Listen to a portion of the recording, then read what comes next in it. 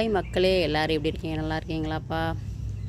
My dear friends, இங்கே பாருங்கள், அப்படி வெங்காய தாமரை.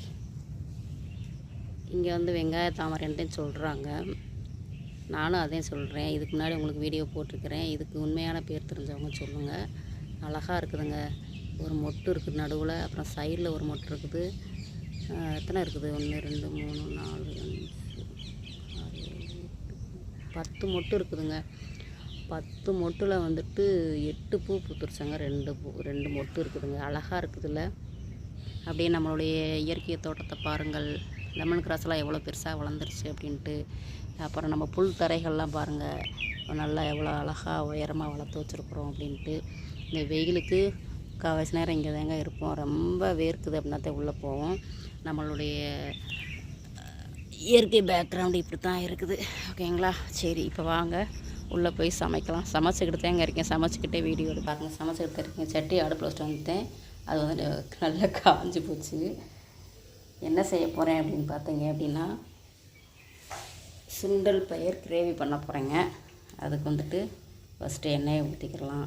நான் ஆல்ரெடி இந்த மாதிரி எண்ணெய் ஊற்றி பல்லாரி வெங்காயம் 2 வெங்காயம் 2 தக்காளி பட்டை கிராம்பு சோம்பு எல்லாத்தையும் போட்டு வதக்கி ஆற வச்சு பாருங்கள், கொஞ்சம் கருவேப்பிலை போட்டு அரைச்சி எடுத்து வச்சுக்கிட்டேன். இப்போ தாளிப்புக்காக ஒரு கொத்து கருவேப்பிலை, அப்புறம் கார்னிஷுக்கு வந்துட்டு கொத்தமல்லி தழை, இஞ்சி பூண்டு பேஸ்ட்டு. நான் அரைச்சது தீர்ந்துருச்சுப்பா, அதனால் கடையில் தான் வாங்கியிருக்கிறேன். அப்புறம் பாருங்கள், பட்டை 2 பிரிஞ்சி இலை. இப்போ வந்து இதை போட்டுக்கிடுவோம். போட்டுட்டு ஒரு ஓரமாக கருவேப்பிலை போட்டுக்கலாம். 2 பச்சை மிளகா போட மறந்துட்டு இருங்க போட்டு பச்சை மிளகாயும் போட்டாச்சுங்க. அப்படியே நம்ம அரைச்சி வச்சுட்டு ஊற்றிக்கிறோம். ஊற்றிட்டு நல்லா கொதிக்குதுங்க. இதில் வந்துட்டு ஒரு டீஸ்பூன் அளவுக்கு இஞ்சி பூண்டு பேஸ்ட்டு சேர்த்துக்கலாம். ஓகேங்களா? ஒரு டீஸ்பூன் வரும். அப்படியே சேர்த்துட்டு உப்பு சேர்த்து கொதிக்க விடுவோம். ஓகேங்களா? பாருங்கள், நல்லா கொதிக்குது. இதில் வந்துட்டு நம்ம மசாலா போட்டுக்கலாம். ஓகேங்களா?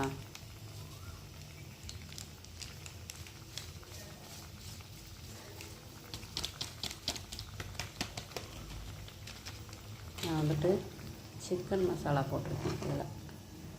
ஓகேங்களா? நீங்கள் வந்துட்டு மல்லிப்பொடி, மிளகுத்தூள், ஜீரகத்தூள் அந்த மாதிரி போட்டுக்கலாம்.